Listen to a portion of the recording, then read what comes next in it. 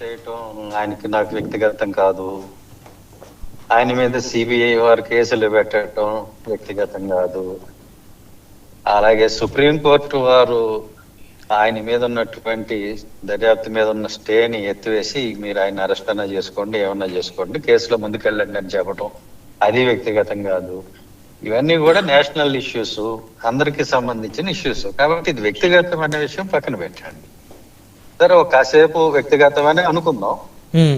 అనుకున్నా కూడా ఈ పరిణామాల వల్ల రాష్ట్ర ప్రతిష్ట దెబ్బతింటుందా లేదా అది ఆలోచించండి.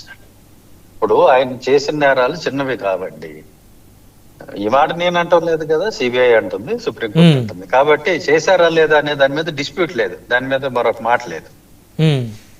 ఇప్పుడు ఆయన ఎంతమందిని మోసం చేశారు? Axis bank, IL&FS, state bank of India, UCO bank, syndicate bank, bank of India, Punjab national bank, Indian overseas bank. ఆ రికార్డులన్నీ నా దగ్గర ఉన్నాయి.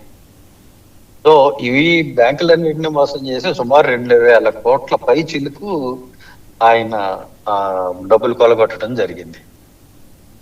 సో కాబట్టి ఇప్పుడు ఏమవుతుందంటే చాలా కేసులు ఉన్నాయి. సో ఆల్రెడీ 3 కేసులు ఉన్నాయి సిబిఐలో. ఒక కేసులో ఛార్జ్ షీట్ అయిపోయింది, దాని మీద విచారణ జరిగి త్వరలోనే శిక్ష కూడా పడుతుంది. శిక్ష పడుతుందా? ఖచ్చితంగా పడుతున్నాను. 3 కేసులు ఉన్నాయి, ప్రస్తుతానికి 3 కేసులు ఉన్నాయి. ఈ 3 కేసుల్లో ఖచ్చితంగా శిక్ష పడుతుంది. ఇది కాకుండా ఇంకా కేసులు కట్టాల్సినవి ఈ వివిధ దశల్లో ఉన్న కంప్లైంట్స్ చాలా ఉన్నాయి, అవి కూడా నా దగ్గర రికార్డ్స్ ఉన్నాయి.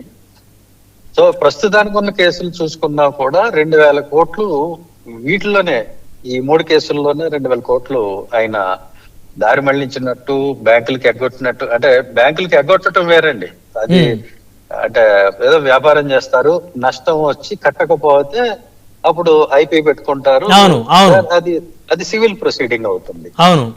అది వ్యాపారంలో లాభం రావచ్చు, నష్టం రావచ్చు. ఈ మధ్యలో మనం చూసుకున్నట్లయితే టి సుబ్బరామిరెడ్డి గారు, గాయత్రి కన్స్ట్రక్షన్స్ ఏదో అదొక కంపెనీ, ఇవన్నీ కూడా సివిల్ కేసులు అండి. వాళ్ళు దేనికోసమైతే డబ్బు తీసుకున్నారు వ్యాపారం కోసం, ఆ వ్యాపారం చేశారు, దానిలో నష్టం వచ్చింది, తిరిగి కట్టలేకపోయారు, అది వేరే.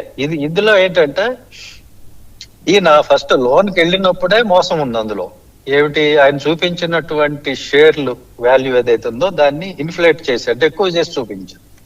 అంటే 10 రూపాయలు విలువ ఉన్నటువంటి షేర్ ని ఆయన 100 రూపాయలు, 200 రూపాయలు చేసి చూపించారు.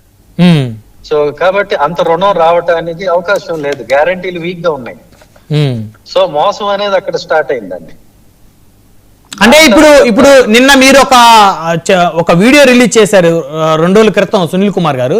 ఆ వీడియోలో మీరు కొన్ని కామెంట్స్ ఏం చేశారంటే, నేను కూడా ఆ కేసులో ఇంప్లీడ్ అవుతాను అని కూడా మీరు అన్నారు.